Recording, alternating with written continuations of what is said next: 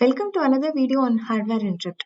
In this video, let's try to create a simple example with a hardware interrupt block and see how the scheduling happens when an interrupt occurs.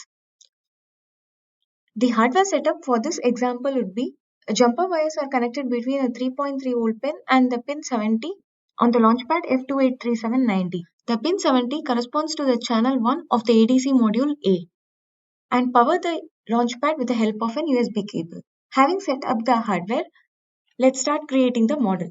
For that, open a blank Simulink model and go to the configuration parameters by pressing Ctrl E and go to the hardware implementation tab to select the hardware board.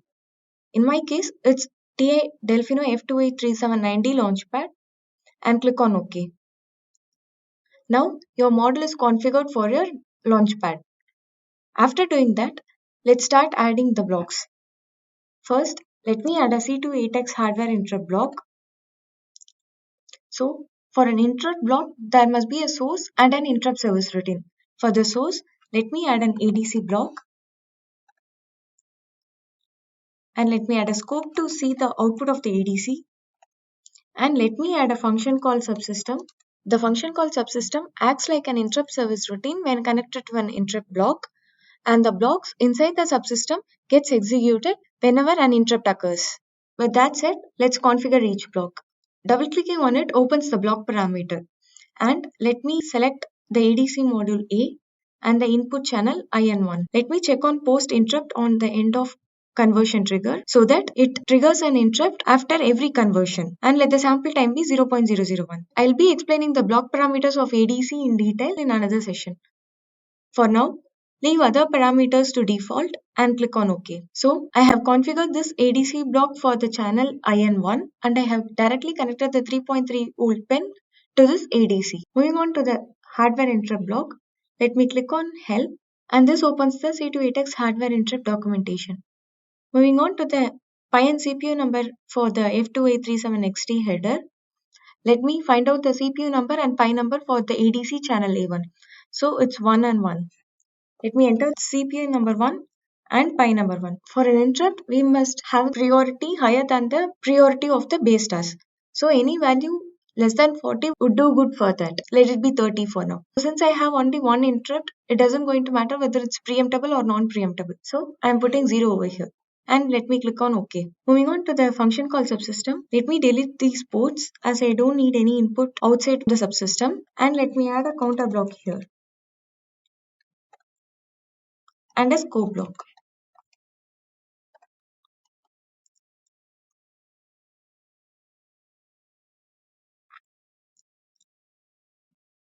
Let the upper limit be 7. So this counter box counts from 0 to 7 and then comes back to 0 and again starts counting. And during each function call, that is for every time when the interrupt is being triggered, the count value gets incremented by 1. Now, let me run the model in monitor and tune mode to see the results in scope.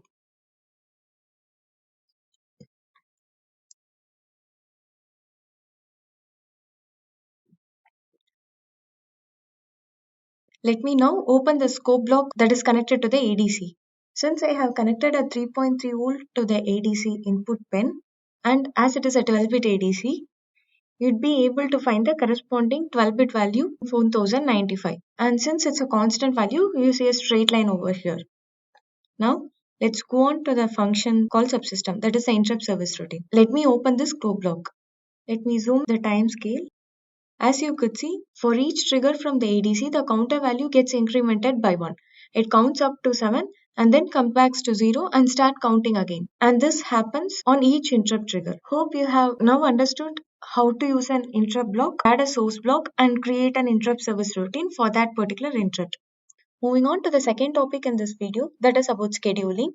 Let me turn on the colors to see various sample rates that are available in this model. As you could see, there are some blocks that are highlighted in red color, which means that these blocks are running at a base rate. Since ADC is configured at a sample time of 0.001, you could see the same over here in the timing legend. Moving on to the interrupt block. As I have mentioned, interrupt can be from multiple sources. Call can be from multiple different blocks. So it is shown under multi-rate. Moving on to the function call subsystem. Whenever an interrupt is being triggered, the function call subsystem gets executed. It doesn't happen periodically as in the case of ADC block. So it is asynchronous. It is highlighted in purple color and it is mentioned asynchronous in the timing legend. The key point here is that all the interrupts happen asynchronously. As a recap, in this video we have seen how to add and configure an interrupt block and add the associated blocks like source block and an interrupt service routine, that is a function called subsystem block. And also we have seen how the scheduling happens during the event of an interrupt. Thanks for watching this video.